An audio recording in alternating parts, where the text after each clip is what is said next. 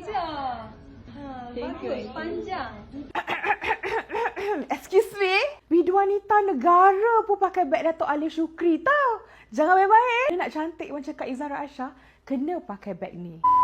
Let's get ready with me. Kalau Dato' Alif Shukri buat fashion show, tapi aku yang jadi model beg dia.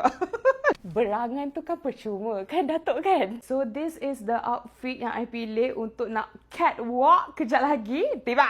Kita dah siap, takkan tak ada bag. Dah nama pun nak catwalk dengan Dato' Alif Shukri kan? Bag kita ada dua jenis. This is Belta and this is Bolaya. Cantik kan dua-dua kan? Okay, I nak tunjuk you close up and how to style it. The first one, yang ni Bolaya. Ini cantik gila, nampak tak?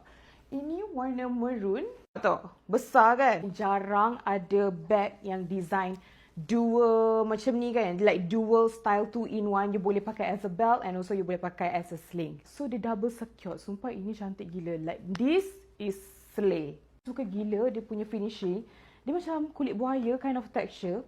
And dia ada lock dekat sini. You boleh sumbat you punya phone satu. You punya mic pun still ada ruang sebab dia punya compartment dia like panjang and luas. This is how you style this Belta bag daripada Papa Laris. Cantik gila kan? Datuk punya design dah memang up to date. Memang diikut yang trending-trending yang kena dengan cita rasa semua orang. Lagi-lagi bab harga, jangan risau. Kalau you kenal Dato' Alif Shukri, you akan kenal dengan harga yang mampu milik. Bag Belta and Bolaya akan launch pada 25 hari bulan 1 iaitu pada hari Ahad. Start pukul 8 hingga pukul 10 malam dekat TikTok Papa Laris lah macam biasa. And setiap pembelian juga akan ada cabutan bertuah. You nak tahu tak grand prize dia apa? Kena terbeza doh. Boleh pause video ni untuk baca terma dan syarat untuk join Dato' Alif Shukri punya giveaway. So, siapa yang nak grab bag Dato' Alif yang cantik ni, korang masuk live dia nanti. Okay? Bye!